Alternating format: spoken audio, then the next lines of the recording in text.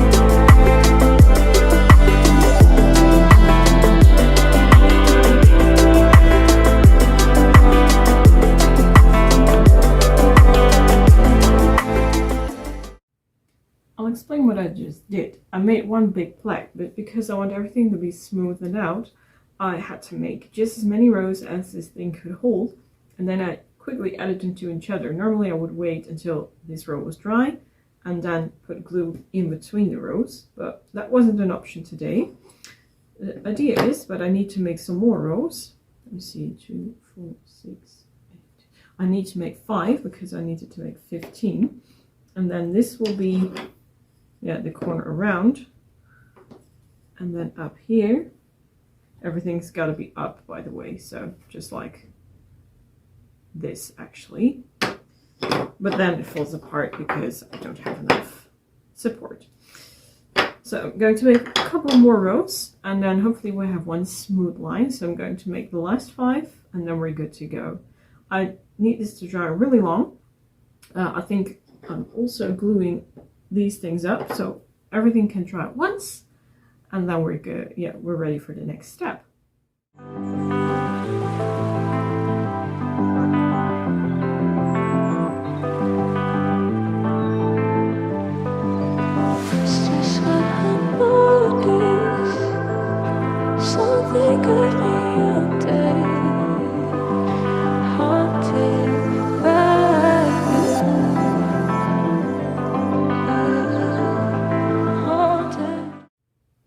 The big plaque is drying. I'm going to close the cap. I thought it was a good idea to start already putting the outer parts on, but that's not completely stable, so I think I'm going to glue these things first.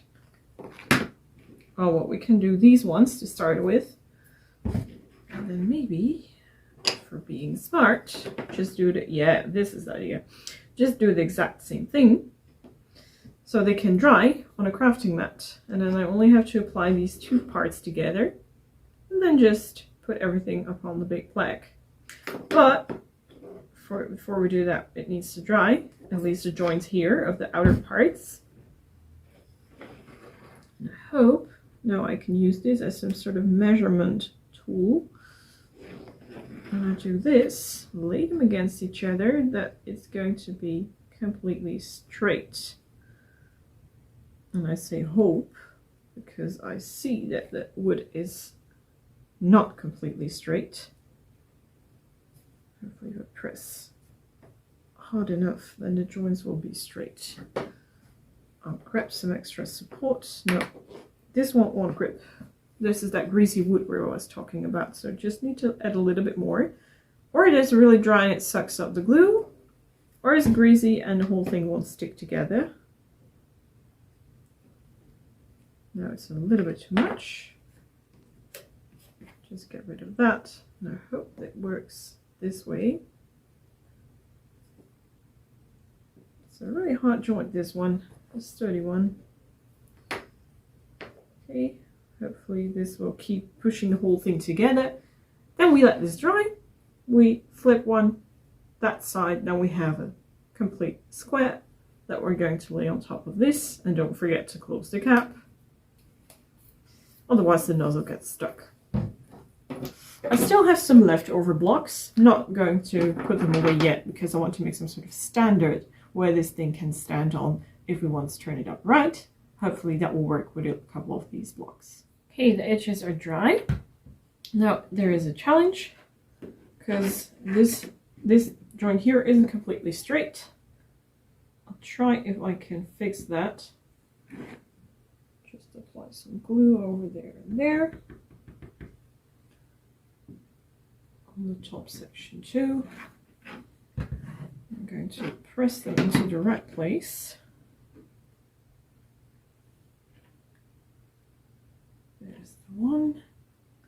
And the other one should be just like this. I hope that the amount of glue let everything stick together so well. Well, I can sit down like this for a couple of minutes, I think. What would happen if I let go? I think it stays in place. This thing here is dry too, so I'll try to smudge some glue upon the edges here. Try to stay as close to the inner part of the line as I can.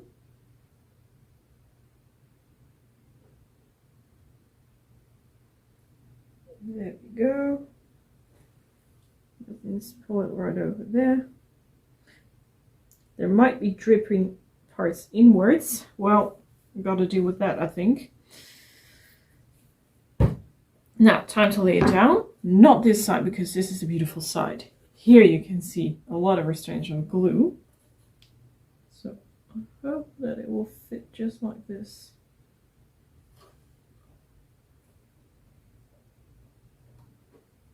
There we are.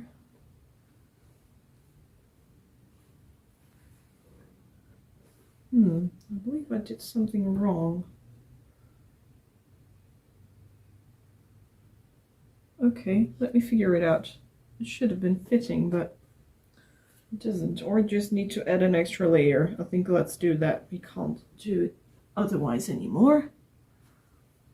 No, you stay exactly there. You go a little bit to this side. This is harder than I thought, because the thing won't stick. An extra pair of hands would be nice right now.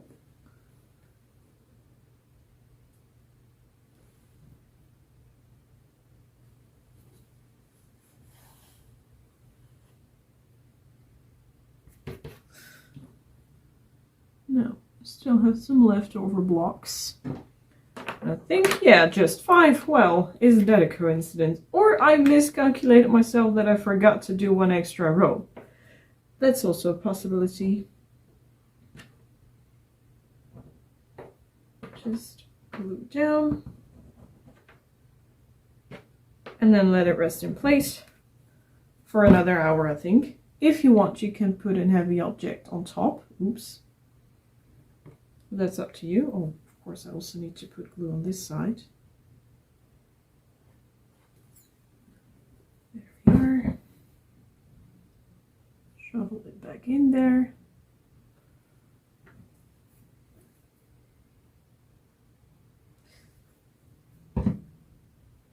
Here, and then the last one will go in. Good. Well, this is a heavy thing for sure. There we go.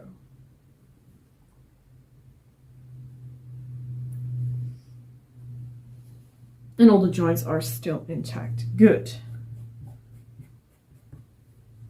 Okay, I'm happy. I'll let this whole thing dry, and then we'll see what happens. I don't think I will put a heavy object upon it because the wood itself is pretty heavy already. I'm going to press the corners a little bit better, especially these glue parts. We'll be back soon. Big frame is ready. I'm still doing the bottom part of the, the crate. Yeah, actually balcony, whatever you want to call it. Just these 3 together. And they will go underneath those fences that we have here. But I still want everything to dry first before I start applying them together. Just like so. Now we can put away the glue. And I think it is time to start painting this one here. Therefore, I want to use just plain ordinary white paint from the construction market and a big brush, and then we'll be done in no time.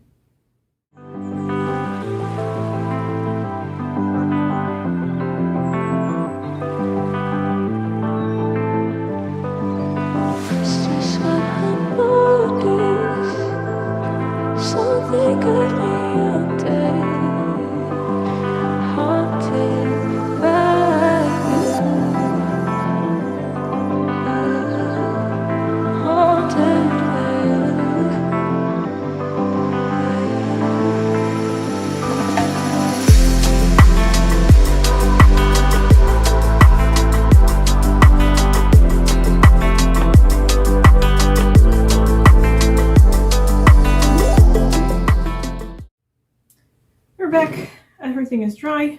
Ooh, and stuck to the crafting mat. There we are.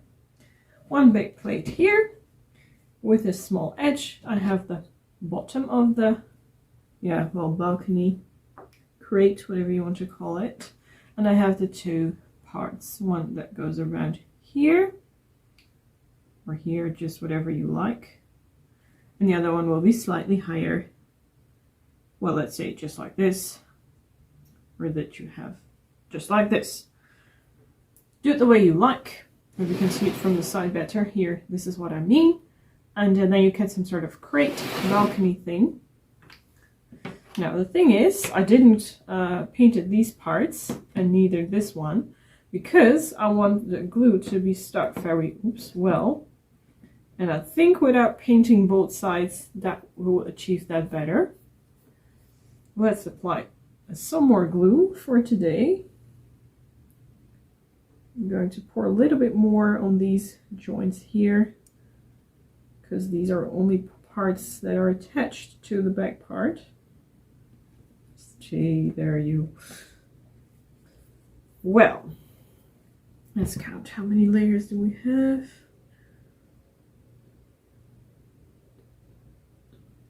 14 layers. I think here where I just put it is a nice one. Yeah, I'm just going to do it like that. I have here, you can't see it, but I can, a part where the two blocks meet each other. That's going to be in the exact same center part. So let's say around here.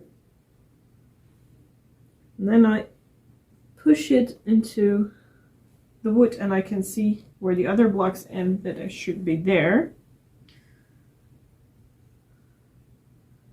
Now let's add the first one. I think this here would look nice. Try to make sure that everything is straight. And then I put the other one above. Try to align everything. There we are. This is how it looks. I'm going to let it dry, and then we can decorate with greenery, flowers, whatever that we like, and maybe some letters. While we're waiting, I think it's already a good idea to just start sorting out the letters. Here I have them. Just put them in our IKEA zip bag. They also have numbers, but I don't use them that much. These are just wooden letters from Action, and I hope that I still have the right ones. Here we have an O, for example. Just put on some glue gun and glue, and then everything will be fine. And I want to turn around the crafting mat because this is the side for painting, and that side is not usable anymore. There we go. I'm going to grab my my letters and then the glue gun, and then we can just make bloom here right underneath. While the glue is drying and the glue gun is warming up, here I have my bloom letters laid down. Hope you can see it. Laying down here in front of me.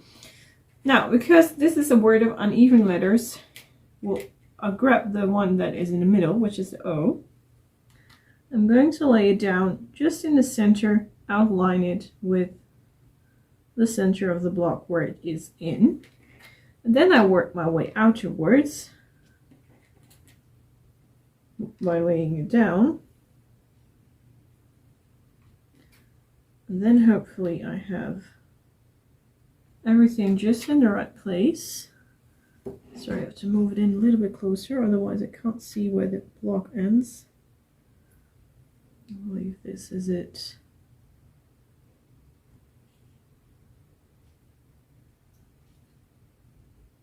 Yeah, bloom. And I'm going to grab the glue gun, and I first start with the one that is in the center. Is this thing already warm enough? I think it is. Now just apply some hot glue on the back part of the letter. And then we quickly, but with precision, put it in the right place. Gentle press, and then we can move on to the other one. Hope you can see what I'm doing, otherwise it's hard to enjoy the movie or the video. There we are.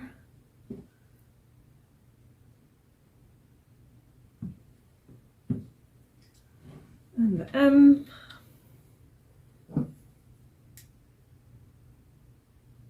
But be careful that you don't burn your fingers.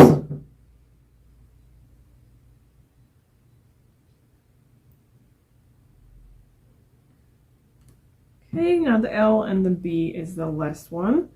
I think the L is the hardest one to glue because this thing is so narrow and I don't want to burn my fingers.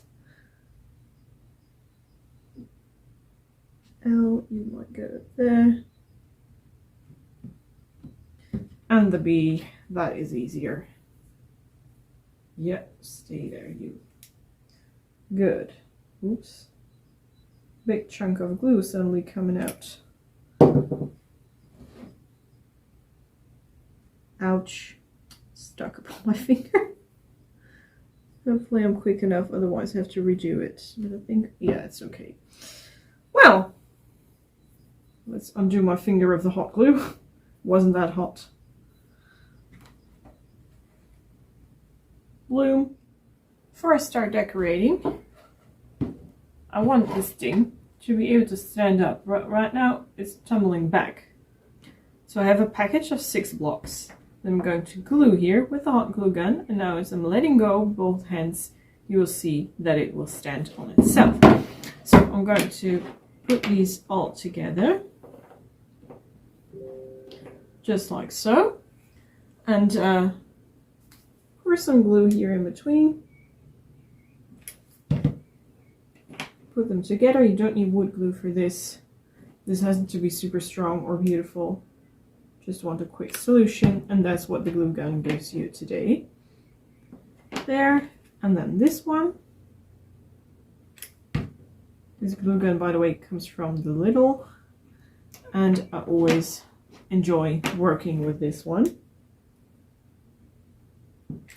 A dot of glue there.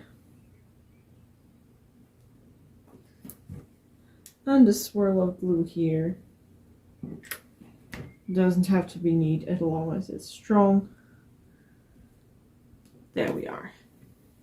Now, I want to heat it up a little bit more because you saw me probably shaking. Yeah, well, not that much, but a little bit shaking while I press the handle here.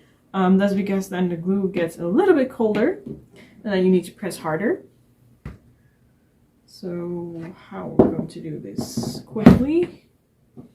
Let's check. Yeah, now it is good to go. Now I need a really lot of glue. And need to be quick.